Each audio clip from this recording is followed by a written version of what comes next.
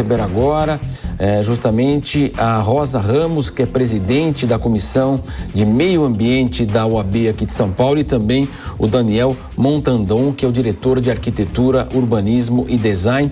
Ambos vão conversar conosco aqui no Jornal da Manhã, segunda edição, para falar justamente aí do plano diretor.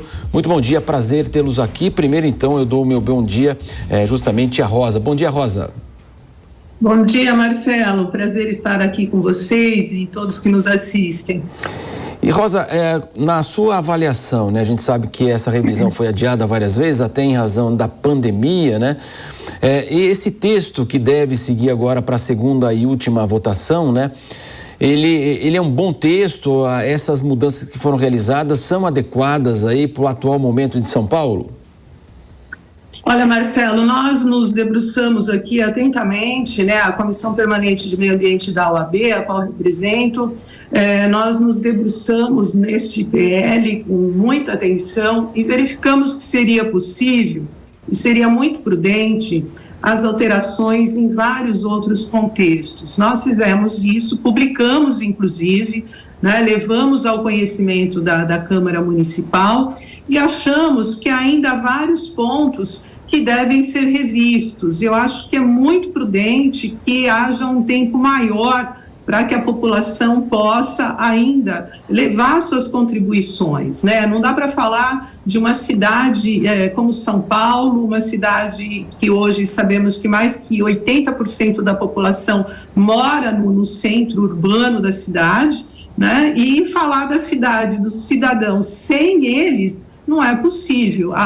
Os cidadãos têm se preocupado com isso, eles têm feito um movimento bastante significativo e que merece atenção. Talvez mais algumas audiências públicas para o amadurecimento desse plano diretor seria muito prudente. O Daniel Montandon está conosco também e eu transfiro a pergunta para ele ao nosso comentarista Cristiano Vilela. Daniel Montandon, bom dia falar com você, com Rosa também, uma satisfação recebê-los aqui na Jovem Pan. Sobre esse texto do plano diretor, quais são as principais críticas que você faz, Daniel? Bom dia, um prazer estar aqui com vocês, cumprimentar a Rosa também.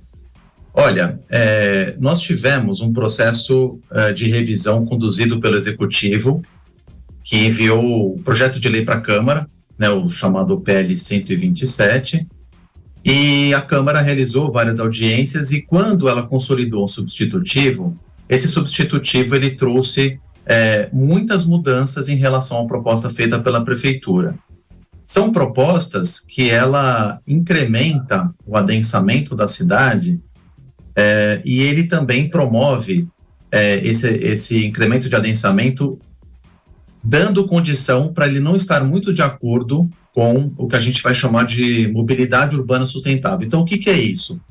A proposta, por exemplo, quando ela ampliou lá para o raio de 1.000 metros, ao redor das estações de trem e metrô, e 450 metros em relação aos corredores de ônibus, hoje nas estações é 600 e nas faixas dos corredores é 300, quando faz essa ampliação, você acaba, claro, permitindo mais adensamento, mas tem outros dispositivos feitos na proposta que eles acabam permitindo, por exemplo, apartamentos maiores, com mais vagas de garagem, e que isso vai acabar gerando apartamentos até mais caros e não vai atrair aquela população que está no maior déficit habitacional do município, que é a população de 0 a 3 salários mínimos, né? Então, a preocupação que surgiu com essa proposta foi justamente de você adensar em excesso. Adensamento é uma coisa muito positiva. Acho que muitos urbanistas vão defender o adensamento porque você racionaliza o uso da infraestrutura, onde você tem transporte público, saneamento básico, escolas, empregos, serviços. É muito importante que você tenha mais gente morando ali. Só que se você fizer isso em excesso, de forma descontrolada, você vai gerar saturação, você vai gerar um impacto na paisagem, em relação, inclusive, a alguns bairros existentes. Então, tem um ponto de equilíbrio aí para fazer esse adensamento.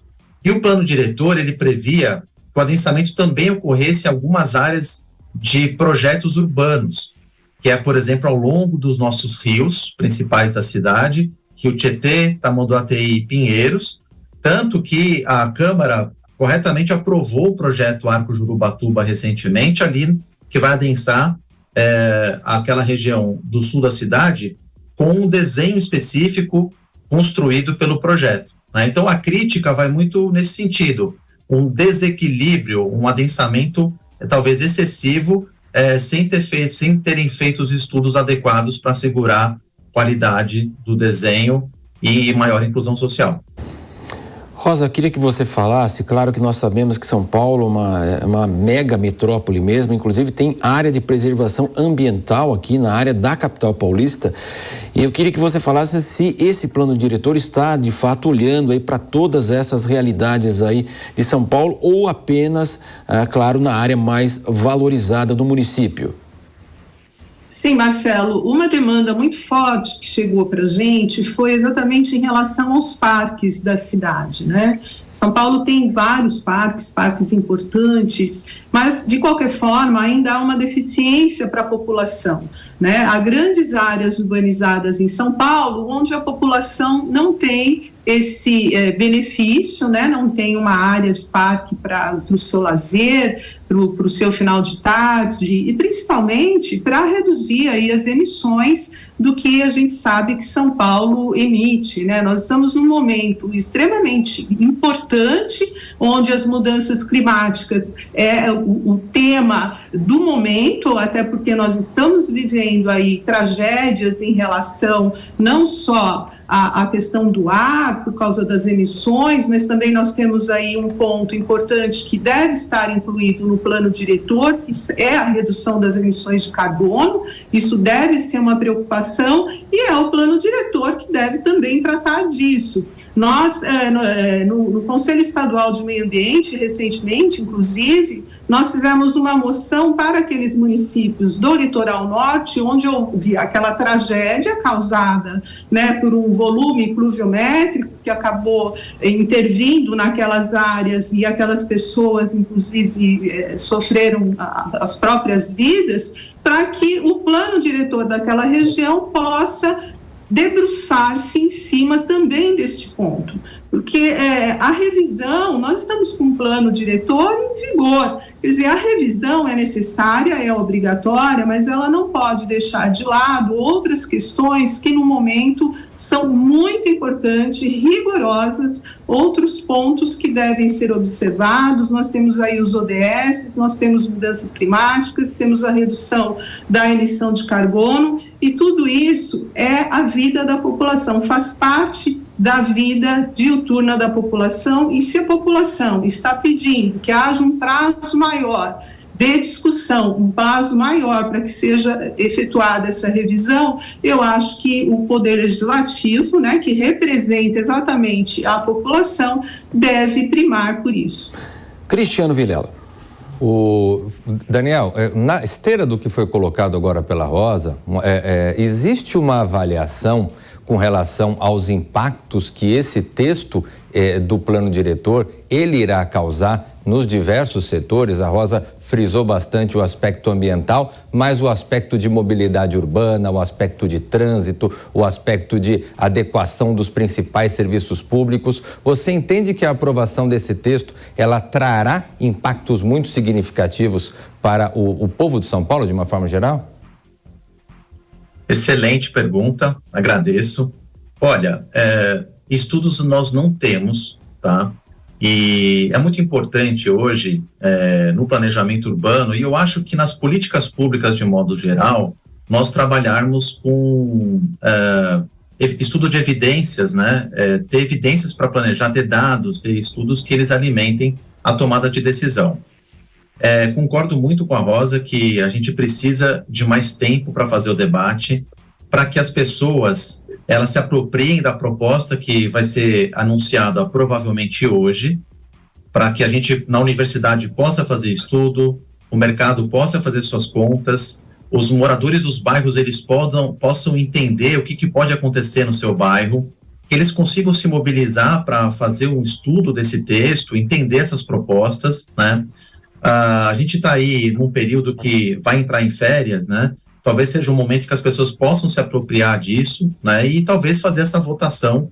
O ideal seria que ela fosse feita no segundo semestre, né? Esse assodamento, talvez, de fazer essa votação nesse momento é ruim, face ao fato de existirem muitas modificações que foram feitas, né? Eu tenho um outro ponto que eu queria trazer aqui, até complementando o que a Rosa colocou, que é o seguinte: nós temos muitas favelas, loteamentos precários em São Paulo, né? E uma das formas de a gente financiar a transformação desses lugares precários em bairros é utilizando os recursos do Fundo Municipal de Desenvolvimento Urbano, chamado Fundurb. Ele é um fundo que tem um conselho gestor, e esse fundo ele é alimentado com recursos da outorga onerosa do direito de construir.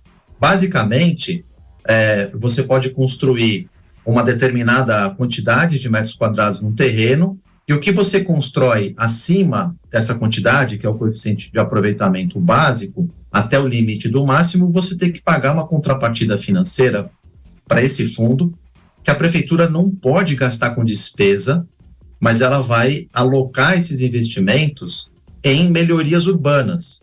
Para vocês terem uma ideia, a urbanização do Vale do Anhangabaú, ela foi financiada integralmente com recursos do Fundurb. Por exemplo, a ponte ali da Água Estaiada, aquela ponte estaiada da Avenida Água Espraiada, na Marginal, aquela ponte conhecida, ela foi financiada com recursos do CEPAC, que seria a modalidade da outorga onerosa em áreas de operações urbanas. Então, é uma coisa muito importante a outorga onerosa para alimentar o Fundurb. E tem medidas que foram feitas no substitutivo que elas estavam possibilitando a entrada menor de recursos nesse fundo, porque os empreendedores poderiam fazer o pagamento dessa contrapartida em obras, que aí você não ia alimentar um fundo para alocar em outros locais, e também você ia fazer por transferência do direito de construir. Então, esse também é um outro aspecto que a gente tem que atentar, fazer estudos, inclusive, para poder ver o impacto que pode gerar no Fundurb.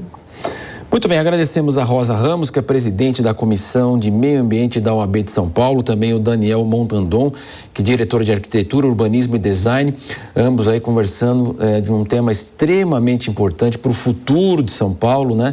E claro que nós vamos continuar acompanhando e trazendo mais informações dessa revisão aí do plano diretor, que vai impactar, evidentemente, como eles colocaram, no dia a dia do paulistano aqui nos próximos anos. Muito obrigado pela presença de vocês. Bom dia. Bom dia, obrigado. Eu que agradeço. Bom dia. Até a próxima.